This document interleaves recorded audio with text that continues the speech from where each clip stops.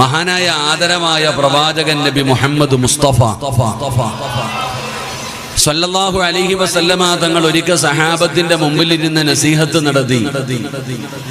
എന്നിട്ട് പ്രവാചകൻ ദുആ ചെയ്യാൻ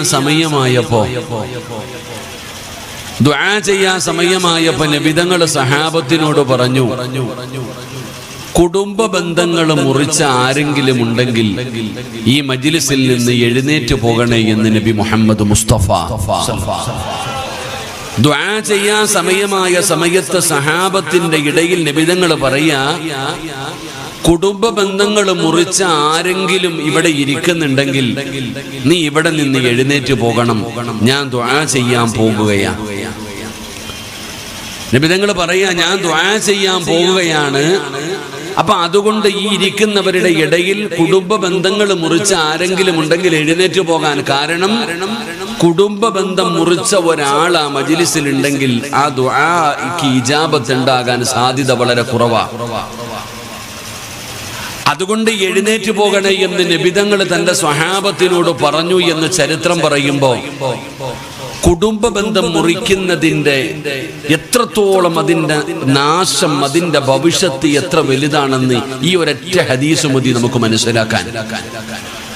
കാരണം കുടുംബ ബന്ധം മുറിച്ച ഒരാളിരിക്കുന്ന മജ്ലിസിലെ ദുആയ്ക്ക് പോലും ദുആയ്ക്ക് ഇജാബത്തില്ല.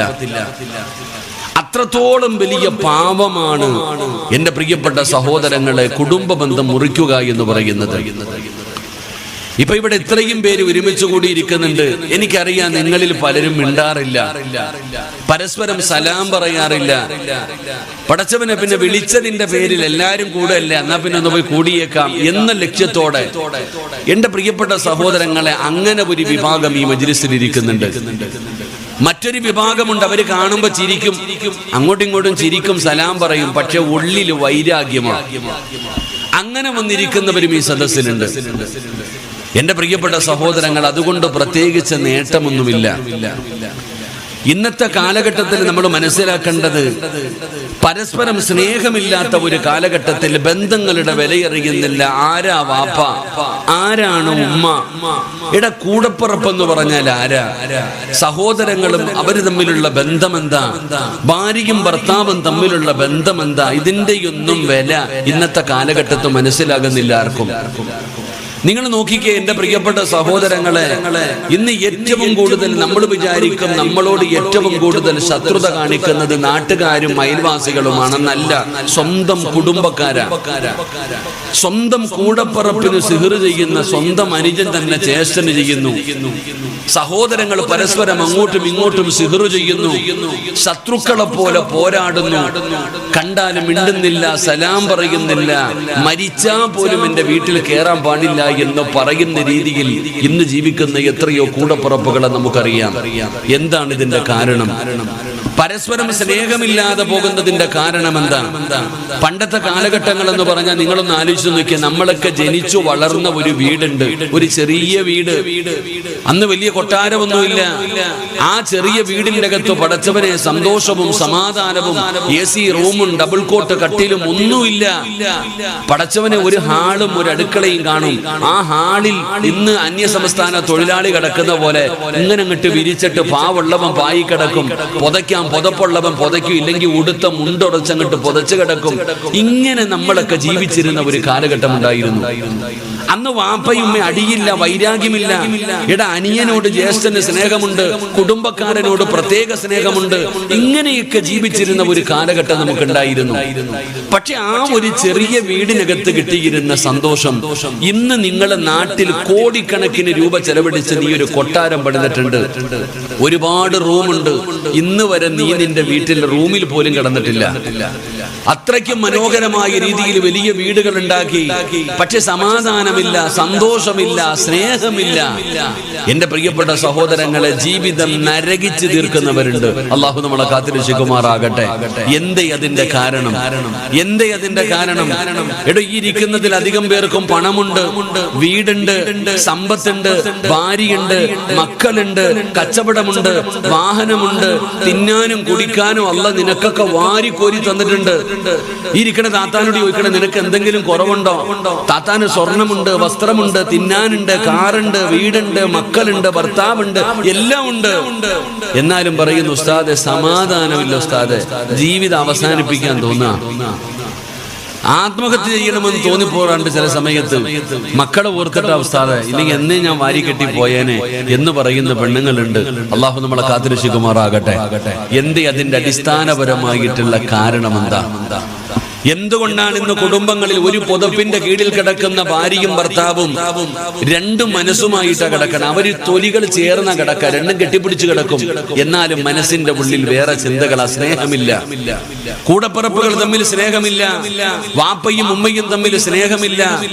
ഇവിടെ സ്വന്തം ഉമ്മ തന്നെ ചോദിക്കുന്നു, നിങ്ങൾ രണ്ടുപേരും എന്താടാ ഇന്ത്യയും പാകിസ്ഥാനും പോലെ കിടന്ന് തല്ലണേ?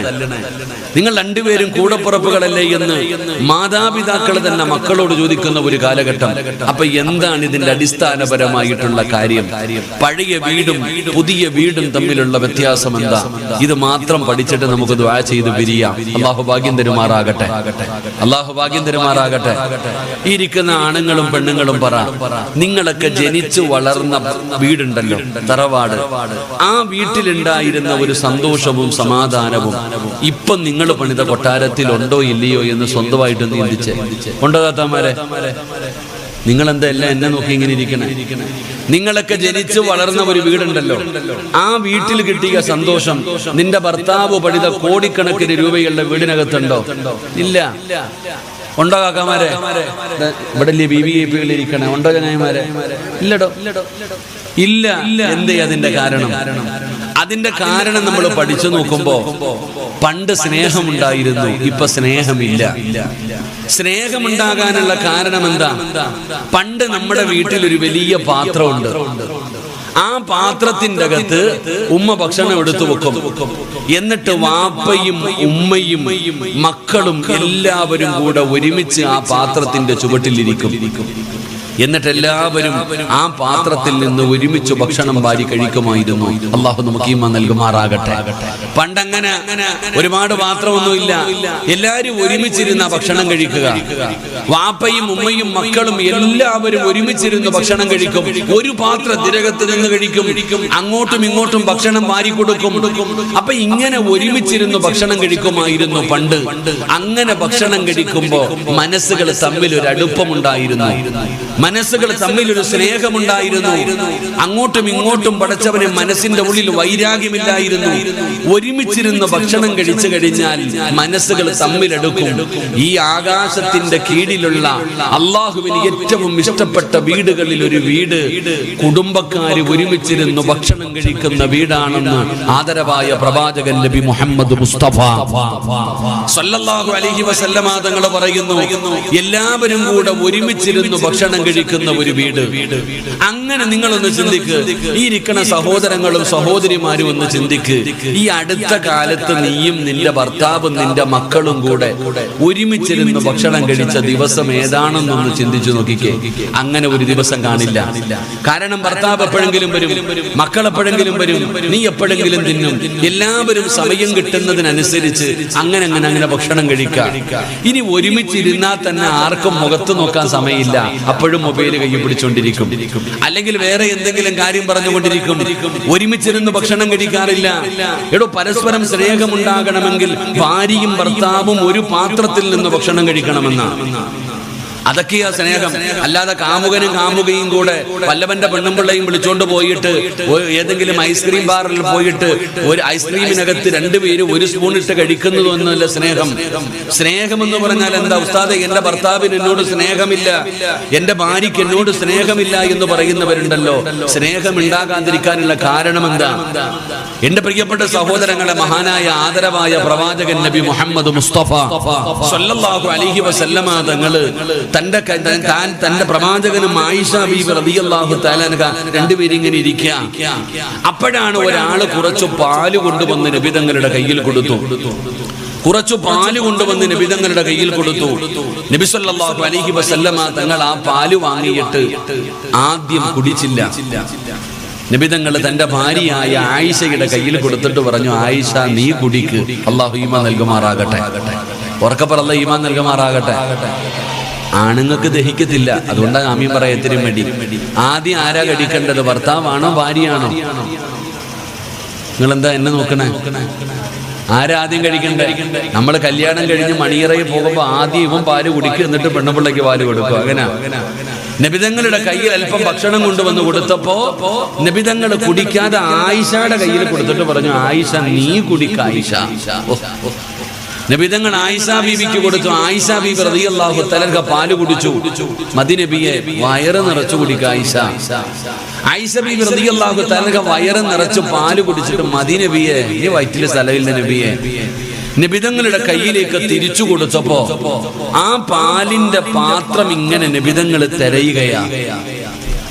ആ കുടിച്ച പാലിന്റെ പാത്രത്തിന്റെ ചുറ്റുഭാഗത്തും നബിതങ്ങൾ ഇങ്ങനെ തിരയുന്നുണ്ട്. ആയിഷ ബീബി റളിയല്ലാഹു തആല ചോദിച്ചു, എന്തേ നബിയെ കളഞ്ഞുപോയ വസ്തു തിരയണ പോലെ എന്താ തിരയണേ? എന്താണ് നീ തിരയുന്നത് എന്ന് ചോദിക്കുമ്പോ നബിതങ്ങൾ പറഞ്ഞ മറുപടി, ആയിഷ നിന്റെ ചുണ്ട് നീ എവിടെ വെച്ചാണ് കുടിച്ചതെന്ന് ഞാൻ തിരയുകയാണെന്ന് നബിയിന റസൂലുള്ളാഹി സ്വല്ലല്ലാഹു അലൈഹി വസല്ലം. നിന്റെ ചുണ്ട് എവിടെയാണ് വെച്ച് കുടിച്ചത്, ആ സ്ഥലം ഞാൻ തിരയുകയാ. അവസാനം അങ്ങനെ തിരഞ്ഞ് കണ്ടുപിടിച്ചിട്ട് തന്റെ ഭാര്യ എവിടെയാണോ ചുണ്ട് വെച്ച് കുടിച്ചത് അതേ സ്ഥലത്ത് തന്നെ നബിതങ്ങൾ തന്റെ ചുണ്ട് ചേർത്ത് വെച്ചിട്ട് ആ പാല് കുടിച്ചു എന്ന് ചരിത്രം പഠിപ്പിക്കും. ഇതാ ഭാര്യയും ഭർത്താവും തമ്മിലുള്ള ബന്ധം. അത്രത്തോളം അടുപ്പമുണ്ടാകണം. ഈ ബന്ധം കണ്ടിട്ടാണ് മക്കള് വളരുന്നത്. ഇത് കണ്ടാണ് ഉസ്താദല്ല, പള്ളിയിലെ ഉസ്താദന്മാരോ അല്ലെങ്കിൽ സ്കൂളിലെ ടീച്ചർമാരോ അല്ല, ഏറ്റവും ഒന്നാമത്തെ അധ്യാപകർ ഉസ്താദന്മാര് വാപ്പയും ഉമ്മയുമാ. നിങ്ങളെ കണ്ടാ നിങ്ങളുടെ മക്കൾ വളരുന്നത്. നിന്റെ ശീലമാണ് നിന്റെ മക്കൾക്ക് ഉണ്ടാകുന്നത്. അപ്പൊ അതുകൊണ്ട് ആ മക്കൾക്ക് മാതൃകയാകുന്ന രീതിയിൽ വേണം നിങ്ങൾ ജീവിക്കാൻ. നീയാണ് പഠിപ്പിച്ചു കൊടുക്കേണ്ടത് അല്ലാഹ് ആരാണെന്ന്. ഒരു വാപ്പയുടെ കടമയാണ് മക്കൾക്ക് അല്ലാഹനെ കുറിച്ച് പഠിപ്പിച്ചു കൊടുക്കൽ, നബിതങ്ങൾ ആരാണെന്ന് പഠിപ്പിച്ചു കൊടുക്കൽ, ബന്ധങ്ങളും സ്വന്തങ്ങളും പറഞ്ഞു കൊടുക്കൽ. ഇത് മദ്രസയിൽ ഞങ്ങൾക്ക് അതിനോടുള്ള മഹത്വത്തെ കുറിച്ച്, അതിന്റെ ശ്രേഷ്ഠതയെ കുറിച്ച് പറയാനേ കഴിയൂ. നീ നിന്റെ ഉപ്പാനെയും ഉപ്പയുടെ സഹോദരനും ഉമ്മയുടെ സഹോദരനും ബന്ധുക്കളെ കൊണ്ടുപോയി കാണിക്കുകയും അവരുമായി പരിചയപ്പെടുത്തുകയും ബന്ധം സ്ഥാപിക്കുകയും ചെയ്യേണ്ട ഉത്തരവാദിത്വം മാതാപിതാക്കൾക്കുള്ളതാ. എന്നാൽ ഇന്നങ്ങനെയില്ല. അങ്ങനെ ഇല്ലാതെ വരുമ്പോൾ എന്റെ പ്രിയപ്പെട്ട സഹോദരങ്ങളെ, വലിയ നാശങ്ങളിലേക്ക് കുടുംബങ്ങൾ പോയി അവസാനിക്കുന്നു. ഇന്ന് കുടുംബങ്ങൾ പരസ്പരം തമ്മിലടിക്കാനുള്ളതായി മാറുന്നു. ഇന്ന് കുടുംബത്തിൽ ഗ്രൂപ്പുണ്ട്, സുബ്ഹാനല്ലാഹ്. അതിനകത്ത് കയറാൻ പറ്റുമോ? എല്ലാം കൂടെ ഒരു വാട്സപ്പ് ഗ്രൂപ്പ് ഉണ്ടാക്കിയിട്ട് കുടുംബങ്ങൾ യോജിക്കുന്നതിന് വേണ്ടി ആ ഗ്രൂപ്പ് ഉണ്ടാക്കുന്നത്. പക്ഷെ അതിനകത്ത് കിടന്ന് തമ്മിത്തല്ലിയിട്ട് തമ്മിലടിച്ച് പിരിയുന്ന അവസ്ഥയായി ഇപ്പൊ കാണുന്നത്. ഏഷണിയും പരദൂഷണവും പറയാനുള്ള, കുത്തുവാക്ക് പറയാനുള്ള ഒരവസരമായിട്ടാണ് ഇന്ന് ഗ്രൂപ്പുകൾ കാണുന്നത്. അതുകൊണ്ട് എന്റെ പ്രിയപ്പെട്ട സഹോദരങ്ങളെ, ഒരിക്കലും കുടുംബ ബന്ധങ്ങൾ മുറിക്കാൻ പാടില്ല. കുടുംബ ബന്ധം മുറിക്കുന്നവൻ അവൻ ഇരിക്കുന്ന മജ്‌ലിസിലെ ദുആയ്ക്ക് പോലും ഇജാബത്തില്ല എന്ന ഹദീസ് നമുക്ക് പഠിപ്പിക്കുന്നു. അതുകൊണ്ട് ബന്ധങ്ങൾ നമ്മൾ എപ്പോഴും ചേർത്തു പിടിക്കാൻ മനസ്സു കാണിക്കണം. നമ്മൾ ചേർത്തു പിടിച്ചാലേ നമ്മുടെ മക്കൾ നമ്മളെ ചേർത്തു പിടിക്കൂ. നമ്മൾ എന്താണോ കാണിക്കുന്നത്, നമ്മൾ എന്താണോ ചെയ്യുന്നത്, അതാണ് നമ്മുടെ മക്കളും ചെയ്യുന്നത്. അവർക്ക് മാതൃകയാകണം. അതുകൊണ്ടാണ് നബി തങ്ങൾ പറഞ്ഞത്, റബ്ബനാ ഹബ് ലനാ മിൻ അസ്വാജിനാ വദുരിയാതിനാ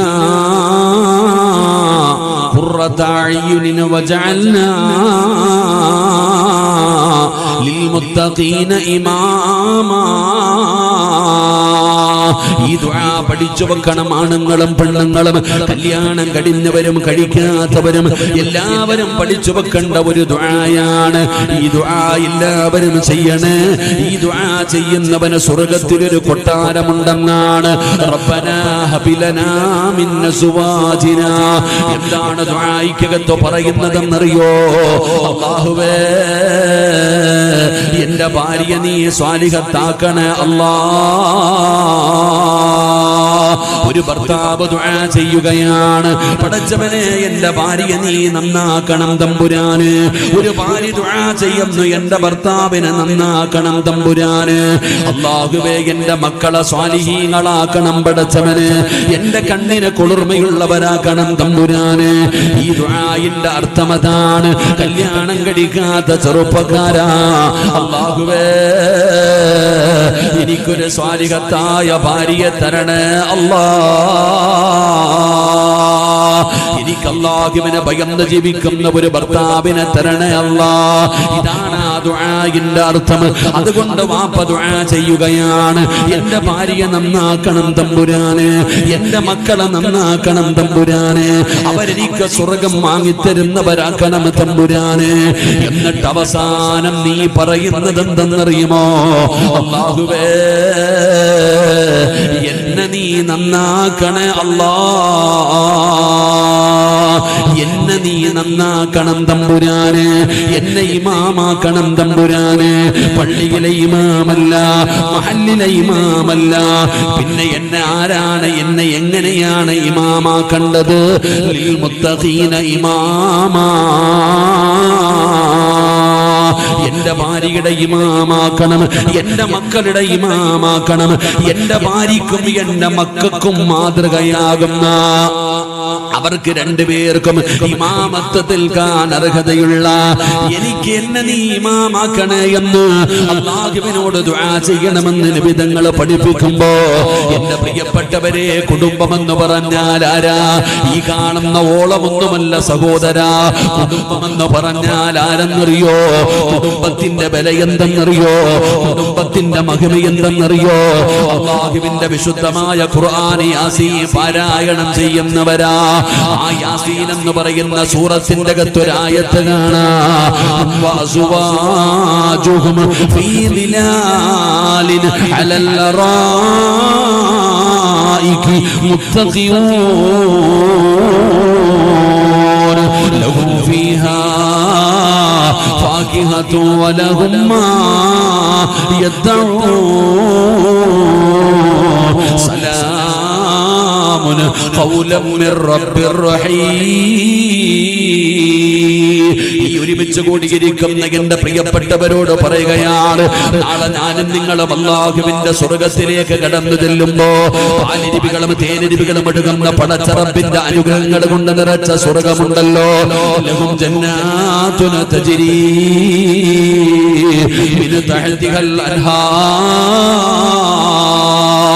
പാലിരിപികളും തേനിരിപികളും ഒഴുകുന്ന ഞാനും നിങ്ങളും എത്ര ചിന്തിച്ചാലും മനസ്സിലാകാത്ത അല്ലാഹുവിന്റെ സ്വർഗമുണ്ടല്ലോ.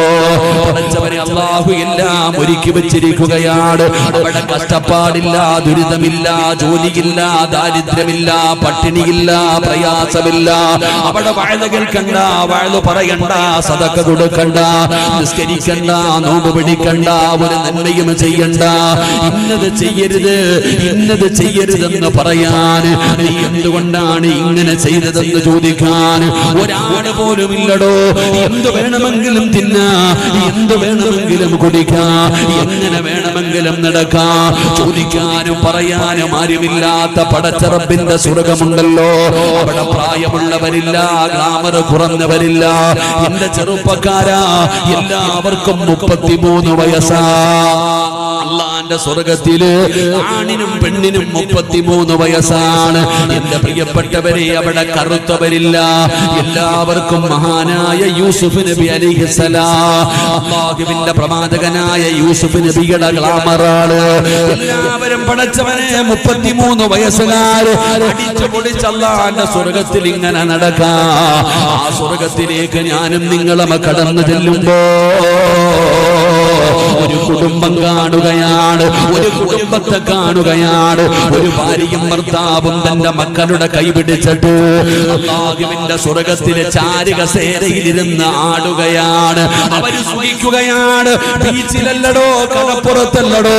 അല്ലാഹുവിന്റെ സ്വർഗത്തിൽ ഒരു ഭാര്യയും ഒരു ഭർത്താവും തന്റെ മക്കളുടെ കൈപിടിച്ചിട്ട് അവര് കുടുംബസമേതം സ്വർഗത്തിലിരുന്ന് ആസ്വദിക്കുകയാണ്. നിങ്ങൾ അവരുടെ ചാരത്ത് നിൽക്കുകയാണ്.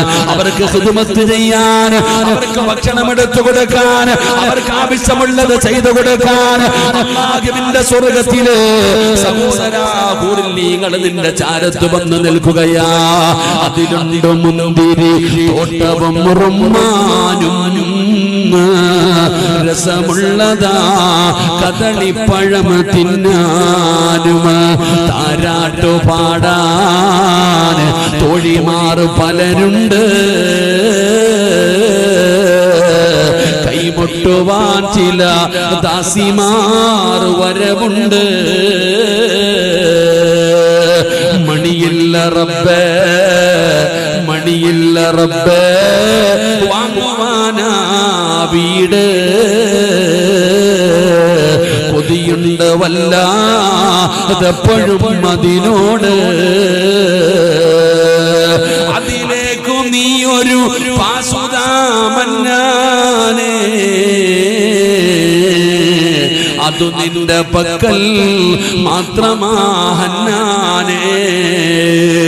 ഒരുമിച്ച് കൂടിയവരോട് പറയുകയാണ്, ഈ വാളിന്റെ സദസ്സിലിരിക്കുന്ന ഈ സംഗമത്തിൽ ഒരുമിച്ച് കൂടിയ ഒരു ഭർത്താവ് തന്റെ ഭാര്യയുടെ കയ്യിൽ പിടിക്കുന്നു, അല്ലാഹു തന്ന മക്കളെ കയ്യിൽ പിടിക്കുന്നു. എന്നിട്ട് അല്ലാഹുവിന്റെ സ്വർഗത്തിൽ പോയിട്ട് അവര് ചാരുകസയിലിരുന്ന് ഇങ്ങനെ സുഖിക്കുകയാണ്. അവര് സ്വർഗത്തിലിരുന്ന് ആസ്വദിക്കുകയാണ്.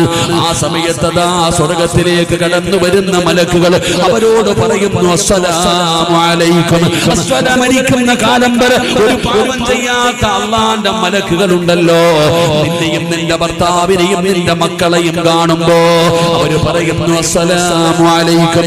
സ്വർഗത്തിലെ മലക്കുകൾ പോലും നിന്നോട് സലാം പറയുകയാ. അതാ സ്വർഗത്തിൽ കടന്നു വരുന്നവര് മുഴുവനും സ്വർഗത്തിൽ കടന്നു വരുന്നവര് മുഴുവനും നിന്നെ കാണുമ്പോ സലാം പറയുകയാണ്. ഇന്ന് നിന്നോട് പറയാ മടിയാണ്, നീ ആരാണെന്ന് ആർക്കും അറിയില്ല. എന്നാൽ ഇവിടെ ഇരിക്കുന്ന ഒരു കുടുംബത്തെ കാണുമ്പോ സ്വർഗത്തിലെ മലക്കുകൾ സലാം പറയുകയാ, സ്വർഗവാസികൾ സലാം പറയുകയാ. അങ്ങനെ എല്ലാവരും നിന്നെ ബഹുമാനിക്കുകയാണ്, ആദരിക്കുകയാണ്, സ്ഥാനം തരികയാണ്. ആ സമയത്ത് ഈ ഒരുമിച്ച് കൂടിയ പെണ്ണുങ്ങൾ ചോദിക്കുകയാ, ആമിന എങ്ങനാ അല്ലാഹു നിനക്ക് ഇങ്ങനെ ഒരു പ്രതിഫലം തന്നത്? ഏ സഹോദരാ, നിന്റെ കുടുംബക്കാരൻ അവന്റെ ഭാര്യയും മക്കളുമായി നാളെ പടച്ച റബ്ബിന്റെ സ്വർഗത്തിലിരുന്നിട്ട് ആസ്വദിക്കുന്നത് കാണുമ്പോ നീ തന്നെ ചോദിക്കും, അബൂബക്കറെ എങ്ങനാടാ നിങ്ങൾക്ക് ഈ പ്രതിഫലം കിട്ടിയത്? നിങ്ങൾ ദുനിയാവിലും ഒരുമിച്ചാണ്, നിങ്ങൾ സ്വർഗത്തിലും ഒരുമിച്ചാണ്.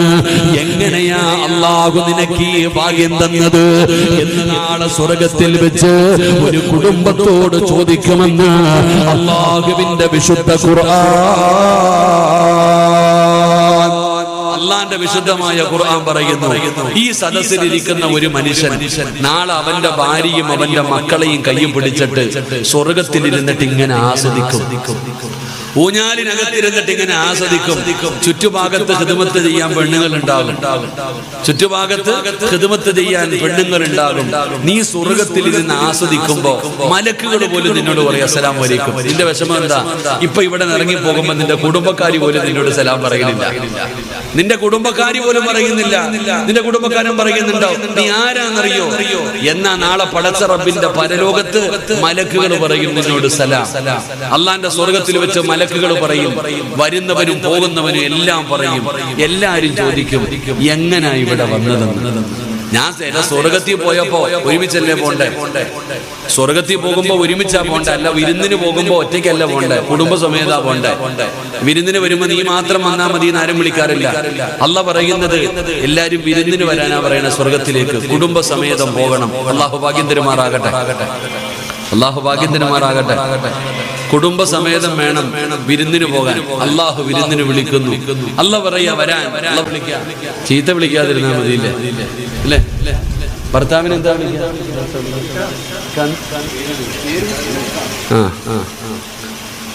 ഞാൻ കുടുംബം കലക്കാൻ വന്നതല്ല, അതുകൊണ്ട് ഞാൻ പറയണില്ല. ഞാന് ഒരു വീട്ടിൽ പോയപ്പോ ഭാര്യ ഭർത്താവിനെ വിളിക്കുന്നു, എടാ ഇങ്ങെടുക്കടാ. ഇങ്ങനെ എടാ ഭർത്താവിനെ എടാന്ന് വിളിക്കുന്ന പെണ്ണുങ്ങളില്ലേ? പ്രേമിച്ചല്ലേ കെട്ടിയത്, അതുകൊണ്ട് പിന്നെ എടാ വാടാ ആണല്ലോ അല്ലേ? പ്രേമിച്ച് കല്യാണം കഴിഞ്ഞല്ലോ, അവന് പിന്നെ ഒന്നും പറയാനില്ലല്ലോ. എടാ തന്നെ വിളിക്കാം. ചില പേര് വിളിക്കില്ലേ? പേര് വിളിക്കാറില്ലേ? ഭർത്താവിന്റെ പേര് വിളിക്കാറില്ലേ? ആ, വിളിക്കാറുണ്ടില്ലേ? ഉമ്മാനെ എന്താ വിളിക്കണേ? ആമിന ഉമ്മാന. നീയൊക്കെ നിന്റെ ഉമ്മാനെ വിളിക്കണ എന്താ? വാപ്പാടെ പേര് അബൂബക്കർ എന്നാ, നീ വാപ്പാന്നാണ് വിളിക്കണ? അബൂബക്കർ വാപ്പാന്നാ വിളിക്കണ? ആമിന ഉമ്മാനെ വിളിക്കണ? എന്റെ ഉമ്മയുടെ പേര്, എന്റെ പേര് സിറാജ്. എന്റെ മോൻ എന്നെ കാണുമ്പോ സിറാജ് വാപ്പ എന്ന് വിളിക്കണ്ട. എന്റെ പെണ്ണുമ്പോൾ എന്നെ വിളിക്കേണ്ടത് സിറാജിക്ക.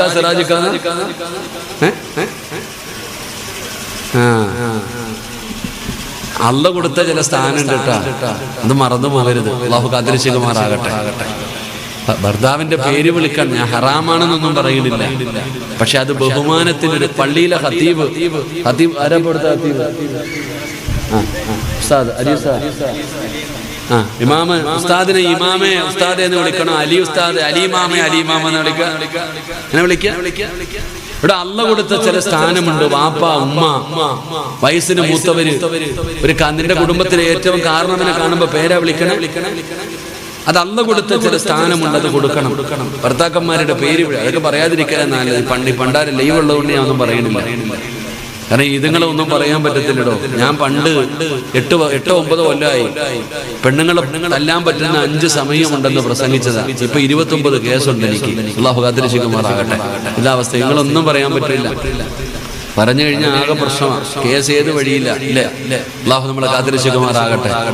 ഭർത്താവിന്റെ പേര് വിളിക്കുന്ന പെണ്ണുങ്ങളുണ്ട്. പുതിയ ട്രെൻഡായി ഇപ്പൊ അങ്ങനെ.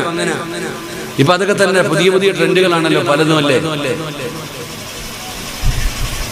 കല്യാണം കഴിഞ്ഞാൽ പേര് മാറ്റിയില്ലേ നിങ്ങള് അല്ലേ? ഇപ്പൊ പുതിയ ട്രെൻഡ് അനുസരിച്ച് കല്യാണം കഴിഞ്ഞാൽ പേര് മാറും. എന്റെ ഭാര്യയുടെ പേര് സുമയ്യ എന്നാ. കല്യാണം കഴിഞ്ഞാൽ പിന്നെ പേര് മാറും. സുമയ്യ സിറാജ്. വെറൈറ്റി അല്ലേ? എല്ലാരും വെറൈറ്റിയാ. കല്യാണം കഴിച്ചു കഴിഞ്ഞപ്പോ നിന്റെയൊക്കെ തല തിരിഞ്ഞു പോയി, പേര് മാറിപ്പോയി. ഇവിടെ നിങ്ങൾക്കറിയോ, ഒരാളുടെ പേരിന്റെ കൂടെ ഒരാളുടെ പേര് ചേർക്കാൻ അനുവാദമുള്ളൂ. ഒരാളുടെ പേരിന്റെ കൂടെ ഒറ്റ പേരെ ചേർക്കാൻ അനുവാദമുള്ളൂ. ആരുടെ പേരാ? നിനക്ക് ജന്മം നൽകിയ നിന്റെ വാപ്പാടെ പേര്. ഉപ്പാടെ പേരല്ലാതെ വേറെ ആരുടെയും പേര് കൂടെ ചേർക്കാൻ അനുവാദമില്ല. ഫാത്തിമ ബീവിയുടെ പേര് ഫാത്തിമ അലി എന്നായിരുന്നില്ല. ആയിഷ ബീവിയുടെ പേര് ആയിഷ മുഹമ്മദ് എന്നായിരുന്നില്ല. അത് പഠിക്ക്. കാരണം വാപ്പയും മക്കളും തമ്മിലുള്ള ബന്ധം ഒരിക്കലും മുറിയൂല. നിന്റെ കെട്ടിയവൻ എപ്പോ വേണമെങ്കിലും നിന്നെ തേച്ചിട്ട് വേറെ പെണ്ണ് കെട്ടും. അല്ലാഹു കാത്തിരക്ഷിക്കുമാറാകട്ടെ. നീയും ഭർത്താവും തമ്മിലുള്ള ബന്ധം എന്താ? നിന്നെ എപ്പോ വേണമെങ്കിലും ഓൻ ഒഴിവാക്കും, എന്നിട്ട് വേറെ പെണ്ണ് കെട്ടും. അപ്പൊ നീ ആധാർ തിരുത്തോ? എങ്ങനെ താത്ത തിരുത്തോ? നിന്റെ ഭർത്താവ് മരിച്ചുപോയി, നീ എന്ത് ആധാർ തിരുത്തോ? അതാ മനസ്സിലാക്കണ്ടേ. പേരുകൾ ചേർക്കുന്ന അങ്ങനെ പുതിയ ട്രെൻഡുകൾ കടന്നു വരികയാണ്. അതുകൊണ്ടാണ് ഞാൻ പറഞ്ഞത്. അപ്പൊ ഞാൻ പറഞ്ഞു വന്നത്, നീ സ്വർഗത്തിൽ പോകുമ്പോ നിന്റെ ഭാര്യ ഉണ്ടാകണം, നിന്റെ മക്കൾ ഉണ്ടാകണം. പോകുമ്പോ കുടുംബ സമേതം പോകണം. അല്ലാഹു ഭാഗ്യം തരുമാറാകട്ടെ. അല്ലാഹു ഭാഗ്യം തരുമാറാകട്ടെ. അപ്പൊ എല്ലാരും ചോദിക്കും, നിങ്ങൾ എങ്ങനെയാ ഇവിടെ വന്നേന്ന്? നിങ്ങൾ എങ്ങനെയാണ് അള്ളാഹുവിന്റെ സ്വർഗത്തിൽ കുടുംബസമേതം വന്നത് എന്ന് ചോദിക്കുമ്പോ അവരങ്ങോട്ട് മറുപടി പറയും. വരാനുള്ള കാരണം 4 കാര്യങ്ങൾ അവരുടെ ജീവിതത്തിൽ ഉണ്ടായിരുന്നു. ഈ 4 കാര്യം അവരുടെ ജീവിതത്തിൽ ഉണ്ടായിരുന്നത് കൊണ്ടാണ് അവർ കുടുംബസമേതം സ്വർഗത്തിൽ വന്നത്. ആ 4 കാര്യങ്ങൾ നമുക്കും പാലിക്കാൻ അല്ലാഹു ഭാഗ്യം തരുമാറാകട്ടെ. പറയണമെന്ന് ആഗ്രഹമുണ്ട്, പക്ഷെ ബാങ്ക് വിളിക്കാൻ സമയമായി. ഇല്ലേ അലീസ? ഇപ്പൊ വിളിക്കൂലേ? 10 മിനിറ്റ് 5 മിനിറ്റ് കൂടെ ഉണ്ട്. ഈ 5 മിനിറ്റ് കൊണ്ട് 4 എണ്ണം പറയാൻ പറ്റില്ല. ഇപ്പൊ വാങ്ക് വിളിക്കും. ഇപ്പൊ ഇൻഷാ അല്ലാഹ് ഈ 4 കാര്യം കേൾക്കണമെങ്കിൽ ഒരു ദിവസം വഴുത വെക്കണം, എങ്കിലേ കേൾക്കാൻ പറ്റും. ഒരു ദിവസം വഴുത വെച്ചാൽ ഈ 4 കാര്യം ഞാൻ പറഞ്ഞു തരാം. അതിപ്പോ സമയമില്ല. ഇൻഷാ അല്ലാഹ് എവിടെങ്കിലും വന്ന് വഴുത കേൾക്കുക. അല്ലാഹു നമുക്ക് ഭാഗ്യം തരുമാറാകട്ടെ. പരസ്പരം സ്നേഹമുണ്ടായാൽ മതി. ഭാര്യയും ഭർത്താവും നമ്മൾ വിചാരിക്കുന്നത് കല്യാണം കഴിഞ്ഞ് 2 മാസം ഹണിമൂൺ ആഘോഷം സ്നേഹം, ഓ എന്താ പടച്ചവനെ, ബൈക്കൊക്കെ വെച്ചിട്ട് റോഡിലൂടെ എങ്ങനെ കൊണ്ടുപോകും ഭാര്യയെ. അതൊന്നുമല്ലടോ. മരിക്കുന്ന ദിവസം വരെ സ്നേഹമുണ്ടാകണം. മരിക്കുന്ന ദിവസം വരെ സ്നേഹമുണ്ടാകണം. ഭാര്യയും ഭർത്താവും തമ്മിലുള്ള ബന്ധമതാ. ഇൻഷാ അല്ലാഹ് അങ്ങനെ അല്ലാഹു അങ്ങനെയുള്ള ഒരു സ്നേഹം നൽകി അനുഗ്രഹിക്കുമാറാകട്ടെ. ഒരു ഭാര്യയും ഭർത്താവും എങ്ങനെയാകണമെന്നറിയോ?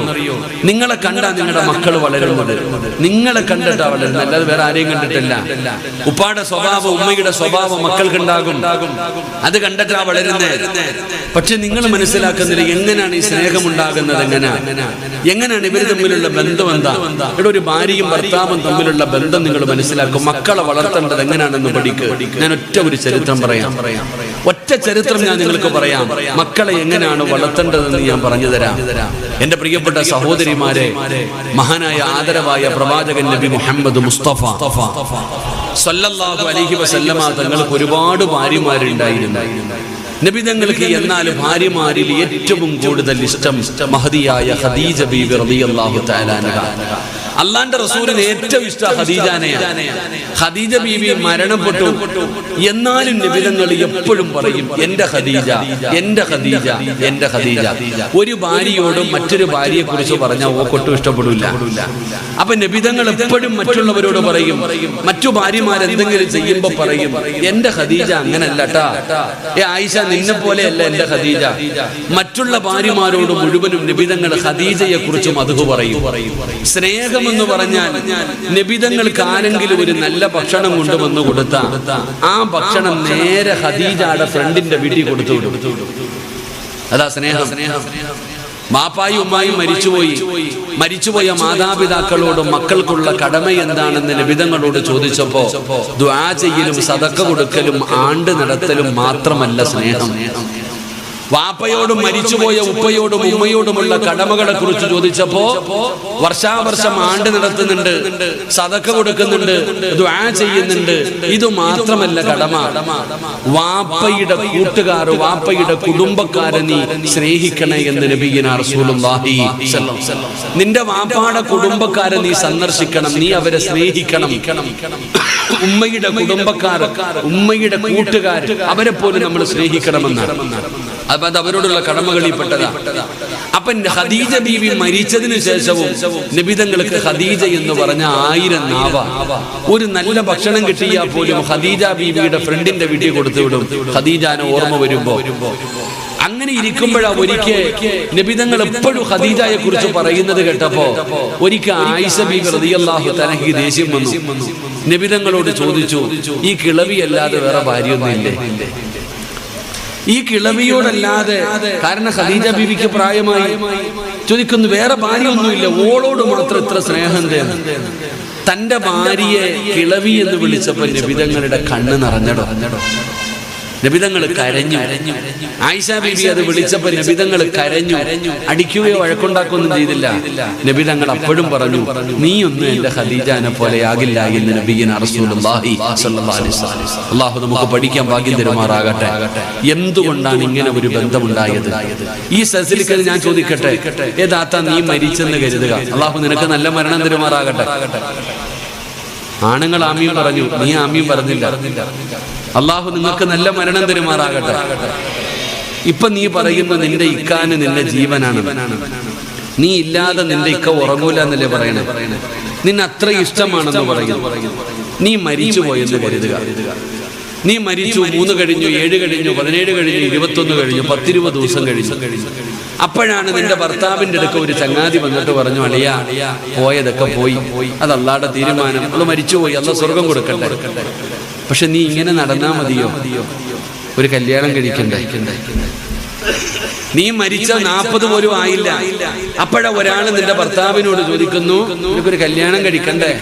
ഒരു ആലോചിക്കട്ടെ. നിന്റെ ഇക്ക പറയണ മറുപടി എന്താ? നീ പറ. നിന്റെ ഭർത്താവ് പറയണ മറുപടി എന്താ? അധികം പേരും പറയുന്ന മറുപടി 40 കഴിയട്ടെ അളിയാ, ഇല്ലെങ്കിൽ നാട്ടുകാരെന്തെങ്കിലും പറയും. 40 കഴിയട്ടെ, അതിനു മുമ്പ് കിട്ടിയ നാട്ടുകാരെന്തെങ്കിലും പറഞ്ഞാലോ. ഒരു 40 ദിവസം ക്ഷമിക്കാനാ പറയുന്നത്. അതിനുള്ള മനസ്സ് പോലും പലർക്കും ഇല്ല. അല്ലാഹു ഈമാൻ നൽകുമാറാകട്ടെ. ഇനി നേരെ നിങ്ങൾ ചിന്തിക്ക്, നീ മരിച്ചുപോയി, നിന്റെ ഭാര്യ 4 മാസവും 10 ദിവസവും ഇരിക്കണം. ഇരിക്കോ?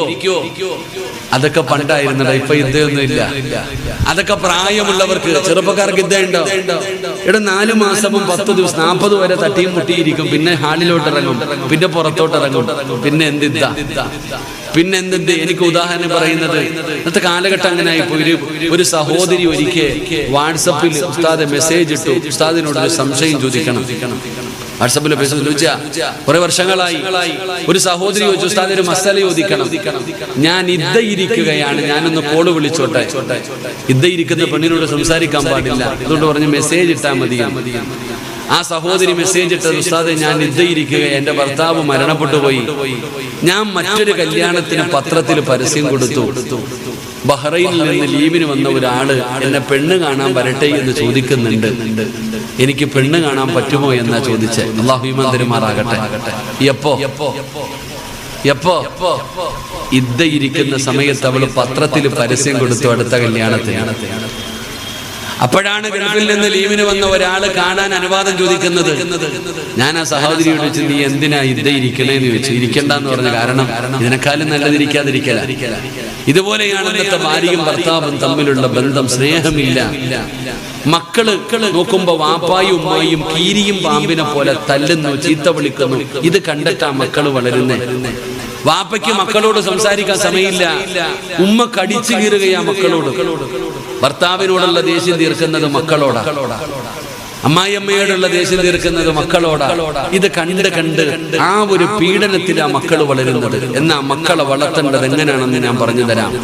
നീ എങ്ങനെയായിരിക്കണം, ഒരു ഭാര്യയും ഭർത്താവും എങ്ങനെയായിരിക്കണമെന്ന് ഒറ്റ ഒരു ചരിത്രം പറഞ്ഞ് നമുക്ക് ദുആ ചെയ്തു പിരിയാം. അള്ളാഹു നമ്മുടെ ഈ മജ്ലിസ് കബൂലാക്കുമാറാകട്ടെ, അള്ളാഹു സ്വീകരിക്കുമാറാകട്ടെ. ഇൻഷാ അല്ലാഹ് ഒരു എത്ര മണി വരെ പോകും?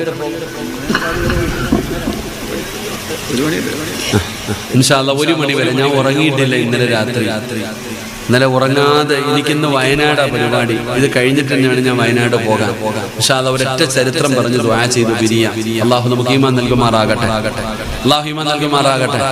ഒരു 3 സ്വലാത്ത് പറഞ്ഞ് സ്വല്ലല്ലാഹു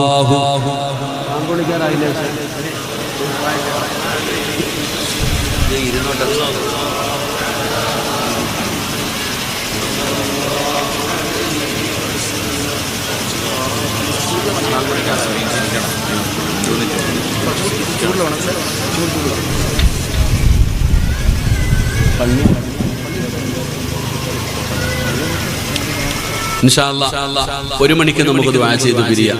ഇരിക്കല്ലേ? നിങ്ങൾ എന്തേപ്പോ ഒരു ചൊടിയുള്ളതുപോലെ ഇരിക്കല്ലേ? പിരിവൊന്നുമില്ലല്ലോ. സാധാരണ പോകുമ്പോ പിരിവിനെ കുറിച്ച് പറയും. ഇന്ന് പിന്നെ പിരിവില്ലാത്തതുകൊണ്ട് സമാനമുണ്ട്. ഞാൻ ഇരുന്നോട്ടെ. നിങ്ങളെന്താ ചിരിച്ചേ? എല്ലാരും പിരിവിന്റെ കാര്യം പറഞ്ഞപ്പോ എന്നെ നോക്കി ചിരിക്കുന്നു. ഞാൻ എന്ത് പിരിക്കാനാണോ?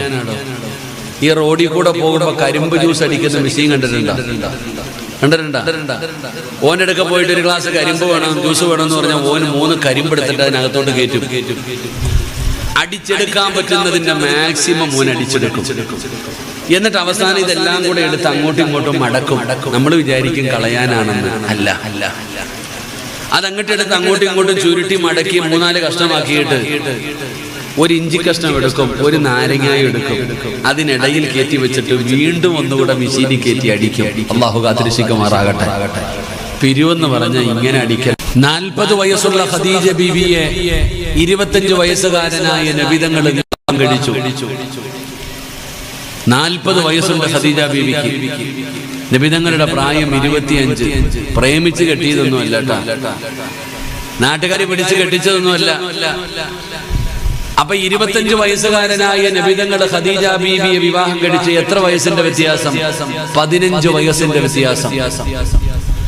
15 വയസ്സിന്റെ വ്യത്യാസമുണ്ട് രണ്ടുപേരും തമ്മിൽ. ഇവർ രണ്ടുപേരും 25 വർഷമാണ് ഭാര്യയും ഭർത്താവുമായിട്ട് ജീവിച്ചത്. ഖദീജ ബീബി റളിയല്ലാഹു തആലയ്ക്ക് 65 വയസ്സായി. വൃദ്ധയാണ്. 65 വയസ്സുള്ള ആരെങ്കിലും ചിലപ്പോൾ ഉണ്ടാകണമെന്നില്ല, ചിലപ്പോൾ കാണാം.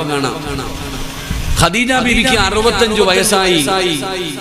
ഒരിക്കൽ നബി സല്ലല്ലാഹു അലൈഹി വസല്ലമ തങ്ങള് വീട്ടിലേക്ക് മടങ്ങി ചെല്ലുമ്പോ ഖദീജ ബീബി റളിയല്ലാഹു തആല അൻഹാ കുളിച്ചു ഒരുങ്ങി നല്ല വസ്ത്രം ധരിച്ച് വാതിലിൽ ഇങ്ങനെ നിൽക്കുകയാണ്. അതാണ് ഭാര്യ. നബിതങ്ങൾ വീട്ടിലേക്ക് കയറി ചെല്ലുമ്പോ 65 വയസ്സുള്ള ഭാര്യ നബിതങ്ങളെ സ്വീകരിച്ചു, സലാം പറഞ്ഞു, സന്തോഷത്തോടെ സ്വീകരിച്ചു. കഴിക്കാൻ ഭക്ഷണം എടുത്തു വെച്ചു നബിതങ്ങളുടെ മുമ്പിൽ. കഴിക്കാൻ ഭക്ഷണം എടുത്തു വെച്ചു. നബിതങ്ങളും ഖദീജ ബീവിയും ആ ഭക്ഷണത്തിന്റെ അടുക്കൽ വന്നിരുന്നു. രണ്ടുപേരും ഇങ്ങനെ ഇരുന്നു. ഭക്ഷണം കഴിക്കാൻ തുടങ്ങി നബിതങ്ങൾ. ഖദീജ ബീവി റളിയല്ലാഹു തആല അൻഹ ചോദിച്ചു, നബിയെ, എനിക്ക് അല്പം ഭക്ഷണം വാരി തരുമോ നബിയെ? ഭാര്യ ഭർത്താവിനോട് ചോദിക്കുന്നു, എത്രാമത്തെ വയസ്സില്? 22ാമത്തെ വയസ്സിലല്ല, 65 വയസ്സുള്ള ഖദീജ ബീബി നബിതങ്ങളോട് ചോദിച്ചു, എനിക്ക് ഭക്ഷണം വാരി തരുമോ? പിന്നെന്തേ ഖദീജ? നബിതങ്ങൾ വാരിക്കൊടുത്തു. ഖദീജ ബീബി ചോദിച്ചു, ഞാൻ വാരിത്തരട്ടെ? വാരിത്ത. ഇതാണ് ഭാര്യയും ഭർത്താവും. നിന്റെ ഇക്ക നിനക്കല്പം ഭക്ഷണം വാരി തന്നിട്ട് എത്ര കാലമായി എന്ന് നിങ്ങൾ ചിന്തിക്കുക. ഈ അടുത്ത കാലത്തെങ്ങാനും ഭർത്താവിന്റെ കയ്യിൽ നിന്ന് ഒരു ഉരുള ഭക്ഷണം വാങ്ങിച്ച് കഴിച്ചിട്ടുള്ള പെണ്ണുങ്ങളൊന്ന് കൈവയ്ക്കും.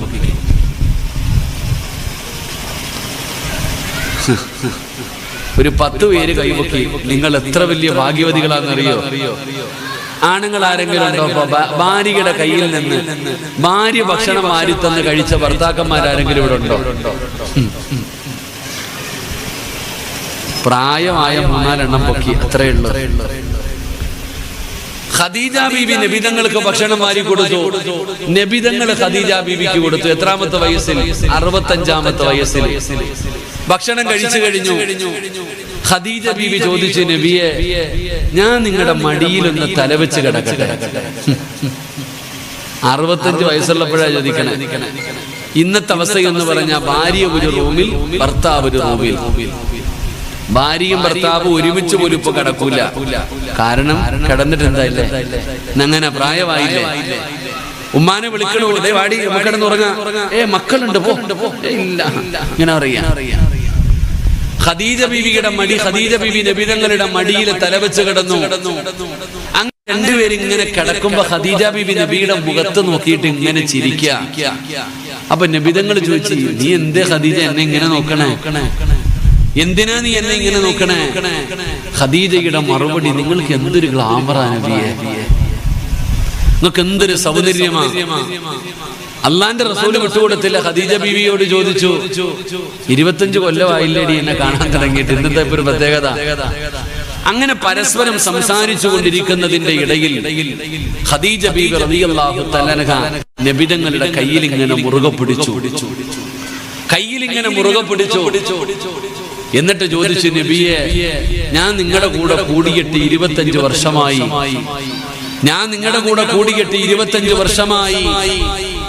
എന്റെ ഭാഗത്ത് നിന്ന് എന്തെങ്കിലും ഒരു തെറ്റ് വന്നിട്ടുണ്ടെങ്കിൽ നിങ്ങൾ എനിക്ക് പൊരുത്തപ്പെട്ടു തരണം നബിയെ. അള്ളാഹുവിന്റെ പ്രവാചകൻ ചോദിച്ചു, ഇന്ന് എന്തു പറ്റി ഖദീജ, പൊരുത്തമൊക്കെ ചോദിക്കുന്നത് എന്നോട് പൊരുത്തമൊക്കെ ചോദിക്കുന്നില്ല, എന്താ പ്രത്യേകത? ഖദീജ ബീബി പറഞ്ഞ മറുപടി, നബിയെ, ഞാൻ പോവാ നബിയെ, എന്റെ മരണമെടുത്തു നബിയെ, എന്റെ മരണമെടുത്തു, ഞാൻ നിങ്ങളിൽ നിന്ന് വിട പറയാൻ പോവുകയാ, എനിക്ക് പൊരുത്തം തരണേ എന്ന് പറഞ്ഞപ്പോ നബിതങ്ങൾ കൈയെടുത്തിട്ട് ഖദീജയുടെ വാ പൊത്തിപ്പിടിച്ചു. പറയില്ലേ ഖദീജ, നീ എന്നോട് പൊരുത്തം ചോദിക്കരുത്, കാരണം ഖദീജ ആരെന്നറിയോ? 25 വർഷം നബിതങ്ങളുടെ കൂടെ ജീവിച്ചവളാ ഖദീജ. നബിയെക്കാൾ 15 വയസ്സ് കൂടുതലാണ് ഖദീജയ്ക്ക്. ആ ഖദീജയ്ക്ക് അള്ളാഹു സ്വർഗത്തിൽ കൊടുക്കുന്നത് ഒരു കൊട്ടാരം കൊടുക്കും, ഒരു മുത്തുകൊണ്ട് പണിത ഒരു കൊട്ടാരം. ഒരു പെണ്ണിനും ലോകത്തത് കിട്ടൂല. ലോകത്ത് ഒരു പെണ്ണിനും കിട്ടാത്ത പ്രതിഫലം. എന്തിനെന്നറിയോ? 25 വർഷക്കാലം അള്ളാഹുവിന്റെ പ്രവാചകൻ എന്ന് പറയുന്ന ഭർത്താവിന്റെ കൂടെ ജീവിച്ചിട്ട് ഒരിക്കൽ പോലും ഖദീജ ബീബി നബിതങ്ങളുടെ മുമ്പിൽ ശബ്ദമുയർത്തി സംസാരിച്ചിട്ടില്ല. അള്ളാഹുവിന്റെ പ്രവാചകന് 40ാമത്തെ വയസ്സിലാണ് നുബൂവത്ത് കിട്ടുന്നത്. 25ാമത്തെ വയസ്സിലാണ് ഖദീജയെ വിവാഹം കഴിക്കുന്നത്. പടച്ചവനെ, പ്രവാചകനായിട്ടില്ല, പിന്നീടാണ് പ്രവാചകനായത്. ആ 25 വർഷക്കാലം നബിതങ്ങളുടെ കൂടെ ജീവിച്ചിട്ട് ആ 15 വയസ്സ് കൂടുതലുള്ള ഖദീജ ഒരിക്കൽ പോലും ശബ്ദമുയർത്തിയിട്ട് സംസാരിച്ചിട്ടില്ല. പടച്ചവനെ, ഇതാണ് ഭാര്യ, പെങ്ങളെ. ആ ഖദീജയാണ് നബിതങ്ങളുടെ കയ്യിൽ പിടിച്ചിട്ട് പറയുന്നത്, യാ റസൂലല്ലാഹ്, മുത്തി നബിയേ, മരണമെടുത്തു നബിയേ, പോകാ സമയമായി നബിയേ, എനിക്ക് പൊരുത്തം തരണേ നബിയേ. ഖദീജ പരാതിയില്ല ഖദീജ, പൊരുത്തം ചോദിക്കല്ലേ ഖദീജ. നിബിതങ്ങൾ കരയുകയാണ്. ഭാര്യ യാത്ര പറയുമ്പോ, ഭാര്യ പിരിയാൻ പോകുമ്പോ അല്ലാഹുവിന്റെ റസൂൽ ഇരുന്ന് കരയുകയാണ്. അതാ പറഞ്ഞു ഖദീജ എനിക്ക് പൊരുത്തമാ. 65 വയസ്സുള്ള ഖദീജ ബീബി റളിയല്ലാഹു തആല അൻഹ ചാടി എഴുന്നേൽക്കുകയാണ്. നിബിതങ്ങളെ കെട്ടിപ്പിടിച്ചു ഉമ്മ. നിബിതങ്ങളെ കെട്ടിപ്പിടിച്ചിട്ട് എന്റെ ഭർത്താവിന്റെ പൊരുത്തം എനിക്ക് ലഭിച്ചല്ലോ, കെട്ടിപ്പിടിച്ച് ചുടുചുംബനം കൊടുക്കുകയാണ്. 65 വയസ്സുകാരി സന്തോഷം കൊണ്ട് തുള്ളിച്ചാടുകയാ. എന്നിട്ട് ചോദിക്കുന്നു യാ റസൂലല്ലാഹ്, നബിയേ പോകുകയാണ് നബിയേ, പോകുകയാണ് നബിയേ, പിരിയുകയാണ് നബിയേ, എനിക്ക് 3 ആഗ്രഹമുണ്ട് നബിയേ, എനിക്ക് 3 ആഗ്രഹമുണ്ട്, എന്റെ ആഗ്രഹം സാധിപ്പിച്ചു തരുമോ നബിയേ? അല്ലാഹുവിന്റെ റസൂൽ ചോദിച്ചു എന്തേ ഖദീജ, നിന്റെ ആഗ്രഹം എന്തേ ഖദീജ? ഖദീജ ബീവിയുടെ മറുപടി എന്തെന്നറിയോ? തന്റെ ഭർത്താവിനോട് 65ാമത്തെ വയസ്സിൽ മരിക്കുന്നതിന്റെ അന്ന് കെട്ടിപ്പിടിച്ച് കരഞ്ഞുകൊണ്ട് പറഞ്ഞു യാ റസൂലല്ലാഹ്, എന്റെ മയ്യത്ത് നിങ്ങൾ കുളിപ്പിക്കണം നബിയേ, എന്റെ മയ്യത്ത് നിങ്ങൾ വേണം കുളിപ്പിക്കാൻ. എന്തേ ഖദീജ, എന്തേ ഖദീജ? ഒരു പെണ്ണു പോലും എന്റെ ശരീരം കാണുന്നത് എനിക്ക് ഇഷ്ടമല്ല നബിയേ. നിങ്ങൾ കണ്ട ശരീരമാണ് ഇത്, നിങ്ങൾ കണ്ട ശരീരമാണ്. നിങ്ങൾ കണ്ടത് എന്റെ മയ്യത്ത് കുളിപ്പിക്കുമ്പോ എന്തായാലും പെണ്ണുങ്ങൾ എന്റെ ശരീരം കാണും. എനിക്കിഷ്ടമല്ല നബിയേ, എനിക്കിഷ്ടമല്ല നബിയേ. നിങ്ങൾ മതി എന്നെ കുളിപ്പിക്കാൻ, നിങ്ങൾ എന്നെ കുളിപ്പിച്ചാ മതി. റസൂലുള്ള മിണ്ടുന്നില്ല. ഖദീജ കരയുകയാ. സമ്മതിക്ക് നബിയേ, സമ്മതിക്ക് നബിയേ, നിങ്ങൾ വേണം എന്റെ മയ്യത്ത് കുളിപ്പിക്കാൻ. അല്ലാഹുവിന്റെ റസൂൽ അവിടുന്ന് സമ്മതിച്ചടോ. 65 വയസ്സുകാരിയുടെ 1ാമത്തെ ആഗ്രഹമാണ്. 2ാമത്തെ ആഗ്രഹം എന്തെന്നറിയോ? യാ റസൂലല്ലാഹ്, ഖിയാമത്ത് നാൾ വരെ ഞാൻ ഖബറിനകത്ത് കടക്കണം നബിയേ. നിങ്ങളില്ലാതെ പറ്റില്ല നബിയേ, നിങ്ങളില്ലാതെ എനിക്ക് ഉറക്കമില്ല, നിങ്ങളില്ലാതെ എനിക്ക് സമാധാനമില്ല. പിന്നെ എങ്ങനെയാണ് ഞാൻ ഖബറിനകത്ത് ഖിയാമത്ത് നാൾ വരെ ഒറ്റയ്ക്ക് കിടക്കുന്നത്? എനിക്ക് കഴിയില്ല യാ റസൂലല്ലാഹ്. അതുകൊണ്ട് എന്റെ കഫം പൊതിയുമ്പോ, എന്റെ ജനാസ കഫം പൊതിയുമ്പോ ഈ ചുമലിൽ കിടക്കുന്ന ഷാളുണ്ടല്ലോ, അങ്ങയുടെ സുഗന്ധമുള്ള ഷാളുണ്ടല്ലോ, ഈ ഷാള് എന്റെ കഫം തുണിക്കകത്ത് വെക്കണേ നബിയേ. ഒരു സമാധാനത്തിന്, ഒരു കൂട്ടിന് ഖബറിനകത്ത് കിടക്കുമ്പോഴും അങ്ങയുടെ സുഗന്ധം എനിക്ക് വേണം നബിയേ. ഈ ഷാളെന്റെ കഫം തുണിക്കകത്ത് വെക്കണേ. അല്ലാഹുവിന്റെ റസൂൽ അവിടുന്ന് സമ്മതിക്കുകയാണ്. 3ാമത്തെ ആഗ്രഹം എന്തെന്നറിയോ? യാ റസൂലല്ലാഹ്, നിങ്ങൾ എന്റെ വീടിനകത്തിറങ്ങണേ നബിയേ, എന്റെ ഖബറിനകത്തിറങ്ങണം നബിയേ. നിങ്ങൾ വേണം എന്റെ ജനാസ ഇറക്കി വെക്കാ. നിങ്ങളെ എന്റെ ശരീരത്തു തൊടാവൂ, നിങ്ങളെ എന്റെ ശരീരത്തു തൊടാവൂ. നിങ്ങൾ വേണം എന്റെ മയ്യത്തിറക്കി വെക്കാൻ. യാ റസൂലല്ലാഹ്, അങ്ങയുടെ കൈ കൊണ്ട് വേണം മണ്ണ് വാരി വെക്കാൻ, അങ്ങയുടെ കൈ കൊണ്ട് വേണം മണ്ണ് വാരി വെക്കാൻ. റസൂലുള്ളാഹി തങ്ങളെ സമ്മതിക്കുകയാണ്. ഖദീജ യാത്ര പറയുകയാണ്. ലോകത്തോട് വിട പറഞ്ഞു പെങ്ങളെ.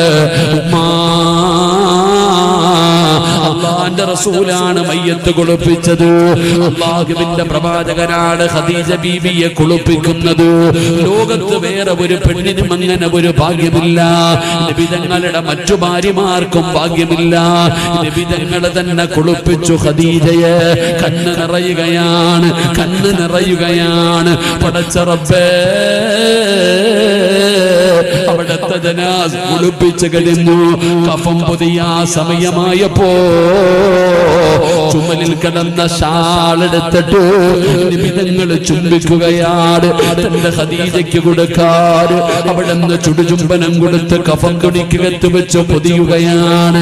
പടച്ച റബ്ബേ, നിബിതങ്ങൾ ഖബറിനകത്തിറങ്ങി ഖദീജ ബീവിയുടെ ജനാസ താങ്ങി വെച്ചു.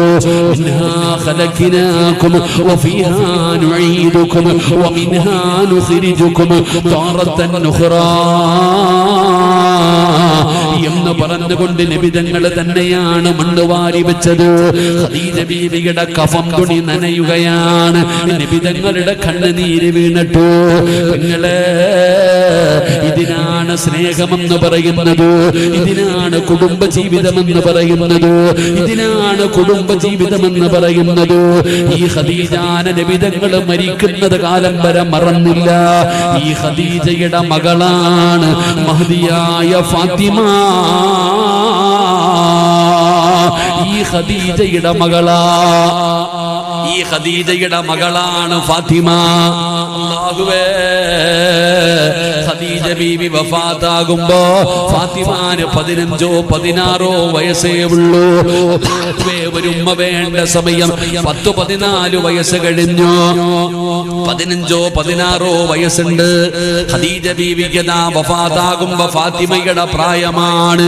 ഈ മകളെയാണ് വാപ്പയുടെ കയ്യിൽ കൊടുത്തിട്ട് ഖദീജ പോകുന്നത്.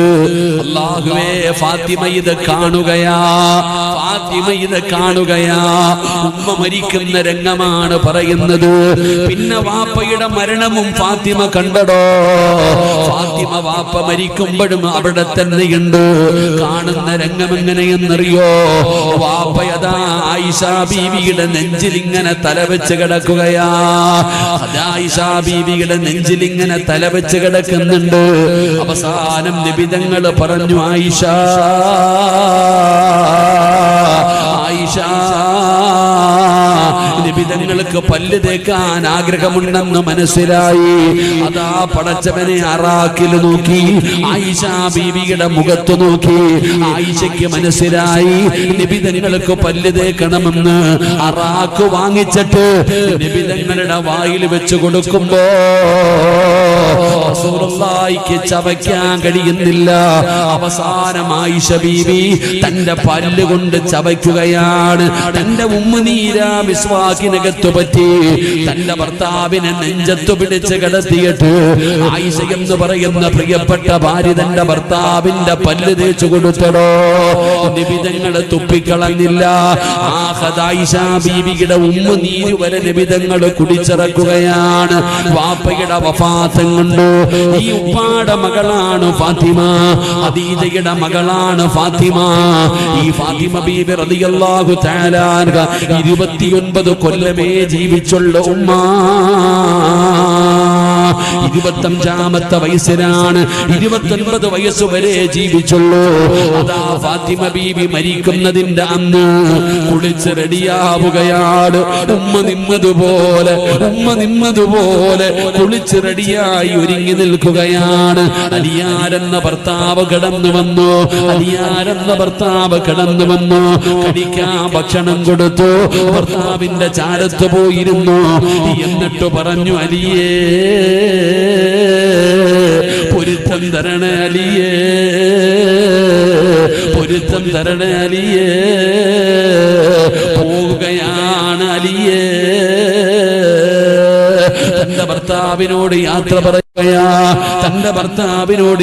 പറയുകയാ.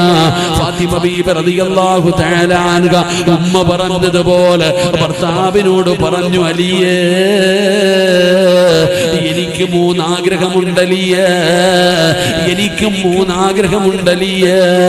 3 ആഗ്രഹത്തിൽ ഒന്നാമത്തെ ആഗ്രഹം എന്തെന്നറിയോ? ഞാൻ മരിച്ചാ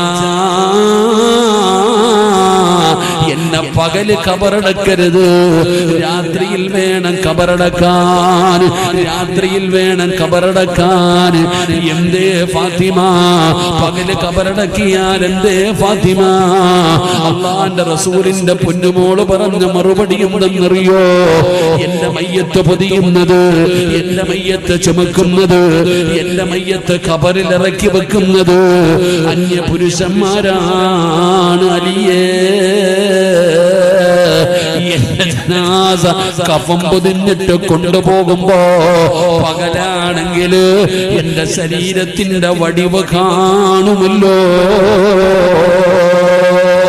ജനാസ കൊണ്ടുപോകുന്ന സമയത്ത് പോലും ഒരാൾ എന്റെ ശരീരം കാണരുത്, എന്റെ ശരീരത്തിന്റെ വടിവ് കാണരുത്.